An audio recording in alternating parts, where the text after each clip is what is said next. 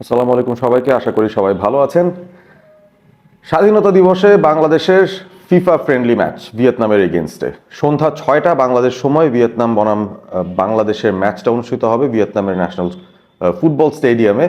এবং এই ম্যাচটার আগে বাংলাদেশের যে প্রস্তুতি, হাভিয়ার কাবরেরা যে স্কোয়াডটা তৈরি করেছেন, কি প্রস্তুতি বাংলাদেশ নিতে পেরেছে এবং শেষ পর্যন্ত এই বাংলাদেশ দলটা ভিয়েতনামের সঙ্গে কেমন করতে পারে সেই বিষয়গুলো নিয়ে আলোচনা করতে চাই। আমরা শুরুতেই বাংলাদেশের যে ঢাকা ট্রেনিং ক্যাম্পটায় কাবরেরা যাদেরকে ডেকেছিলেন সেই বিষয়টা নিয়ে একটু আলোচনা করতে পারি। সেখানে একটু কনফিউশন তৈরি হয়েছিল, সেখানে একটু কন্ট্রোভার্সি তৈরি হয়েছিল। আমরা ভাবছিলাম যে বাংলাদেশ ফুটবল লিগে এত দারুণ খেলতে থাকা বাংলাদেশের ফর্মার ন্যাশনাল গোলকিপার, 1 নম্বর গোলকিপার যিনি ছিলেন আনিসুর রহমান জিকো, তাকে হয়তো স্কোয়াডে অন্তর্ভুক্ত করা হবে। কারণ রিসেন্ট সময় মিতুল মার্মার কাছ থেকে আমরা যেই ধরনের কিপিংটা আসলে দেখেছি, ইনফর্ম আমরা যদি চিন্তা করি জিকো এই মুহূর্তে বেশ ভালো একটা অবস্থানে রয়েছেন, তবে তাকে কিন্তু ওই স্কোয়াডের মধ্যে অন্তর্ভুক্ত করা হয়নি শেষ পর্যন্ত। সেটা নিয়ে অনেক বড় একটা কন্ট্রোভার্সি ডেফিনেটলি হয়েছে। এবং সেই সাথে বাংলাদেশের কিছু ইম্পর্টেন্ট ইনজুরির কারণে কিছু ইম্পর্টেন্ট প্লেয়ারদের মিসিং ঘটনা রয়েছে এবং সবার প্রথমে সেই বিষয়গুলো নিয়ে কথা বলা যেতে পারে। একজন হচ্ছেন তপু বর্মন, সেন্টার ব্যাক। তিনি ইনজুরির কারণে স্কোয়াডের সঙ্গে অন্তর্ভুক্ত হতে পারছেন না, ভেরি আনফর্চুনেট। এবং সেই সাথে বাংলাদেশের যিনি স্পিড স্টার রয়েছেন ফরওয়ার্ড লাইনে, যাকে কিন্তু আমরা সাধারণত 90 মিনিট খেলতে দেখি more often than not, Rakib, তাকে কিন্তু আমরা পাচ্ছি না এবারে।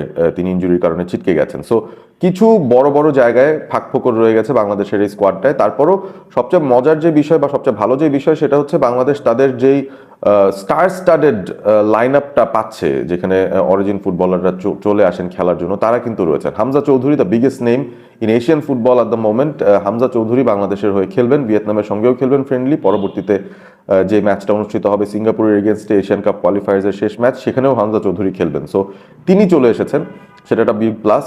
শামিদ সোম, তাকে আমরা পাচ্ছি, সেটা একটা বিগ প্লাস। ফাহমিদুল, তাকে স্কোয়াডে রাখা হয়েছে, সেটাও একটা ভালো দিক। জায়ান আহমেদ, তিনি রয়েছেন দলের সঙ্গে, সেটাও একটা ভালো দিক। এবং ফরওয়ার্ড লাইনে বাংলাদেশের যে সমস্যাটা আছে সেটা কিন্তু একটু প্রকট হয়েছে আমার কাছে মনে হয়। ইন্ডিয়ার এগেনস্টে মোরসালিন, তিনি যে পারফরমেন্সটা দিয়েছেন সেটার বেসিসে এবং বাংলাদেশ ফুটবল লিগে মোরসালিনের ওভারঅল পারফরমেন্সের বেসিসে তিনি হয়তো সেই জায়গাটা ধরতে পারবেন। তবে তার ব্যাকআপ সেরকম কিন্তু ভালো অপশনস আমাদের হাতে নেই। আমরা যদি লাইন আপটা দেখি, যেখানে বাংলাদেশ তাদের ফরওয়ার্ড লাইনে কাদেরকে চিন্তা করছে, ফয়সাল আহমেদ ফাহিম, তাকে কিন্তু আমরা সাধারণত দেখি তিনি থাকবেন।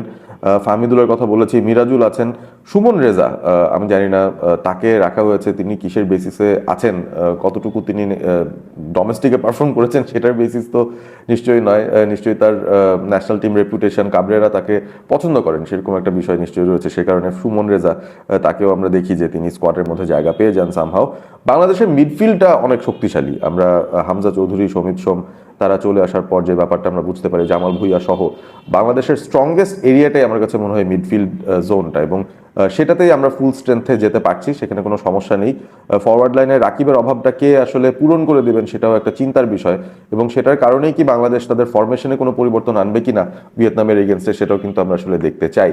ডিফেন্সে একটা ভালো পজিটিভ দিক হচ্ছে বিশ্বনাথ ঘোষ, রাইট ব্যাক, তিনি ফিরেছেন। লম্বা একটা ইনজুরি স্পেল শেষ করে তিনি ফিট হয়েছেন। তিনি বাংলাদেশ ফুটবল লিগে দারুণ খেলছিলেন এবং সেটার পুরস্কার হিসেবেই তাকে কিন্তু এবারের যেই স্কোয়াডটা রয়েছে ন্যাশনাল টিম স্কোয়াড, সেখানে অন্তর্ভুক্ত করা হয়েছে। অর্থাৎ আমরা যারা ভাবতাম যে সাদউদ্দিনকে ছাড়া আমাদের অপশন নেই রাইট ব্যাক পজিশনটা, অনেক সময় আমরা শাকিল আহাদ তপুকেও রাইট ব্যাকে খেলতে দেখেছি, সেই মেকশিফট ব্যাপারগুলোর আর প্রয়োজন হবে না। Biswanath Ghosh will definitely add something very positive আমাদের এই দলটার মধ্যে।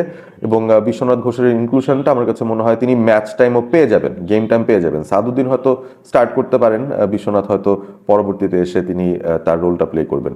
এবং সেই সাথে শাহ কাজেম কিরমানি, তাকেও আমরা দেখছি যে তিনি 11-এ জায়গা পাবেন কি পাবেন না সেটা পরবর্তী কথা, স্কোয়াডে অন্তত জায়গা পেয়েছেন, সেটা একটা পজিটিভ দিক। আর ডিফেন্সের যদি জায়গায় চিন্তা করি, তপু বর্মন যেহেতু নেই, তারিক কাজী তো রয়েছেন, তবে তার ফিটনেসের কি অবস্থা, তিনি এই মুহূর্তে তো কোনো ক্লাবের সঙ্গে যুক্ত নন।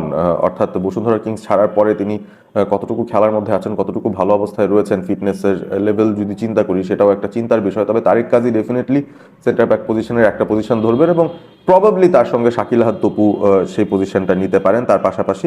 তবে আরও কিছু ভালো ডিফেন্ডার রয়েছেন। আমরা যদি শাকিল হোসেনের কথা বলি, আবদুল্লাহ ওমরের কথা বলি, তারাও বেশ ভালো সেন্টার ব্যাক পজিশনে রোলটা প্লে করতে পারবেন।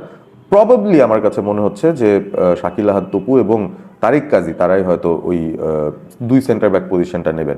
লেফট ব্যাকেও বেশ কিছু ভালো অপশন রয়েছেন, অবভিয়াসলি জায়ান আহমেদ রয়েছেন যিনি কিনা পপুলার চয়েস, আমরা সবাই চাইছি যে তিনি যেন স্টার্ট করেন, তবে ইসা ফয়সাল রয়েছেন, সাদউদ্দিনকে আমরা অনেক সময় লেফট ব্যাক খেলতে দেখি তাকে যদি প্রয়োজন হয়, সুতরাং দুটো অপশন বাংলাদেশের রয়েছে ওই লেফট ব্যাক পজিশনে। আর ওভারঅল আমরা যদি এখন বাংলাদেশের প্রবাবল 11-এর দিকে যাই, যে সেরা একাদশ কেমন হতে পারে, তারা আসলে কেমন খেলতে পারে, এই জায়গাটায় যদি যাই সেখানে কিছু ইন্টারেস্টিং বিষয় আমাদের চোখে চলে আসবে। আমরা 4-2-3-1 ধারণা করছি, এরকম একটা ফরমেশনে কাবরেরা হয়তো টিমটাকে খেলাবেন। খুব বেশি ডিফেন্সিভ হওয়ার আসলে প্রয়োজন নেই, কারণ আমাদের যে স্ট্রেংথ, সেই স্ট্রেংথটাকে আমাদের ব্যবহার করা উচিত। আমাদের মিডফিল্ড শক্তিশালী, সেই মিডফিল্ডে আমাদের যথেষ্ট পরিমাণ খেলোয়াড় রাখা দরকার। আমাদের উইং পজিশনে we have quite a few fast players, Rakib যদিও নেই, তারপরেও একটা অল্টারনেট অপশন খুঁজে নিতে হবে কাবরেরাকে, সেই অপশনটা নিশ্চয়ই তিনি খুঁজবেন। এবং আমরা সেট পিস থেকে আগের থেকে অনেক বেশি এখন স্ট্রং, হামজা চৌধুরী আমাদের দলের সঙ্গে থাকার কারণে। সো ওভারঅল আমাদের 11টা এমন হতে পারে 4-2-3-1 ফরমেশন যদি চিন্তা করি। মিতুল মারমাই থাকছেন গোলে, দুই সেন্টার ব্যাক তারিক কাজী এবং শাকিল আহাদ তপু থাকবেন। রাইট ব্যাকে আমি ধারণা করছি যে সাদকে দিয়ে স্টার্ট করানো হবে এবং লেফট ব্যাকে জায়ান আহমেদ খেলবেন। আর মিডফিল্ডে যে দুজন বেজে থাকবেন, হামজা চৌধুরী এবং মোহাম্মদ হৃদয়, আমার মনে হয় তাদের একটা পার্টনারশিপ হতে পারে। কারণ আপনি বলতে পারেন যে জামাল ভুঁইয়াকে কেন আমরা ইনিশিয়ালি 11-এ রাখছি না বা দেখছি না আমি জামাল ভুঁইয়া থাকবেন, তিনি থাকতে পারেন একটু ওপরের দিকে হয়তো খেলার জন্য থাকতে পারেন, বাট সমিত সোম যেহেতু ফিট আছেন, রেডি আছেন, প্রথম মিনিট থেকে যদি তিনি খেলতে পারেন, আমার মনে হয় নাম্বার 10 পজিশনটায় সমিত সোমই খেলবেন। আর হৃদয়কে কেন রাখছি হামজার পাশে, সেটা হচ্ছে একটা এনার্জি প্রয়োজন হবে। হামজা তো উপর নিচ করবেনই, ডেফিনেটলি ডিফেন্স সামলানোর পাশাপাশি তাকে কিন্তু উপরের দিকে হয়তো যেতে হবে, বাট ওই জায়গাটার মধ্যে we need some energy in the midfield, একটু লেগস দরকার আমাদের। ওই লেগসটাই আসলে ওই ডার্টি ওয়ার্কটা করার জন্যই মোহাম্মদ হৃদয়কে আমার মনে হচ্ছে যে কাবরেরা খেলিয়ে দিতে পারেন হামজার পাশে। আর যদি আমরা দুটো উইংয়ের কথা চিন্তা করি, সেখানে রাইট উইংয়ে obviously Rakib will be a big miss, কিন্তু তার জায়গায় আমার মনে হয় ফাহিমকে দেখতে পারি আমরা রাইট উইংটায়। তিনি হয়তো কাটিং করবেন, ভেতরের দিকে ঢুকবেন, মূলত তিনি লেফট ফুটের এবং সাধারণত তাকে লেফট ফ্ল্যাঙ্কে আমরা দেখি। তবে যেহেতু লেফট ফ্ল্যাঙ্কে ফাহমিদুল রয়েছেন, আমার মনে হয় অ্যাটাকিং মাইন্ডসেট নিয়ে যদি আমরা এগিয়ে যাই, তাহলে ফাহমিদুল এবং ফাহিমকে আমরা দুই প্রান্তে দেখি এবং মোরসালিন তিনি লাইনটা লিড করবেন। বাট সাধারণত যেটা হয়, তিনি ফলস নাইন ধরনের একটা রোল প্লে করেন, নিচে নেমে এসে তিনি বিল্ড আপ প্লেতে হেল্প করবেন এবং উইঙ্গাররা মূলত ওভারল্যাপ করবেন বা উপরে চলে যাবেন, ওয়াইড পজিশনে উপরে রানগুলো নেওয়ার চেষ্টা করবেন এবং তাদের কাছে হয়তো বলটা যোগান দেওয়ার চেষ্টা করবেন হামজা, হৃদয়, সমিত সোম তারা নিজের, এবং সমিত সোম নিজেও লাইন ব্রেকিং রানসগুলো নিতে পারেন। তো যেই সিচুয়েশনটা হচ্ছে আলটিমেটলি বাংলাদেশের জন্য, আমি সবচেয়ে পজিটিভ মাইন্ডসেটের একটা টিম সাজিয়েছি। আপনি চাইলে এখানে শাহ কাজিম কিরমানিকেও রাইট উইংয়ে রাখতে পারেন। তিনি আসলে out and out right winger নন, তবে ওই রাইট সাইড পজিশনটা তিনি ধরে রাখতে পারেন। মিডফিল্ডে একটা এক্সট্রা ম্যান হিসেবে তিনি সেখানে কাজ করতে পারেন, সেটা একটা অপশন হতে পারে। জামাল ভুঁইয়াকে আমরা একটু উপরের দিকে খেলাতে পারি, সেই ক্ষেত্রে হয়তো আমরা 4-4-2 এরকম ফরমেশনেও যেতে পারি, যেখানে ফাহমিদুল এবং মোরসালিন উপরের লাইন লিড করছেন এবং চারজন মিডফিল্ডার ইনক্লুডিং জামাল ভুঁইয়া, হৃদয়, হামজা এবং সমিত সোম, এরকম একটা মিডফিল্ড আমরা আসলে দেখতে পারি। সো ইন গেম আসলে কি পরিবর্তন হয় সেটা দেখার বিষয়, তবে এটা আমার প্রেডিক্টেড স্টার্টিং 11 মিলিয়ে নিতে পারেন আপনাদের সঙ্গে। আপনাদের কি মনে হয় বাংলাদেশ এই স্টার্টিং 11 নিয়ে 181তম অবস্থায় থেকে 103 নম্বর পজিশনে থাকা ভিয়েতনাম, যারা আমাদের থেকে 73 পজিশন এগিয়ে রয়েছে, তাদের এগেনস্টে বাংলাদেশ কেমন ফাইট দেবে সেই ব্যাপারে আপনারা কমেন্ট করে জানিয়ে দিন এবং আপনাদের প্রেডিক্টেড স্টার্টিং 11টাও কমেন্ট করে জানিয়ে দিতে ভুল করবেন না। ভালো থাকবেন সবাই, সাবস্ক্রাইব করবেন অল স্পোর্ট এবিপি।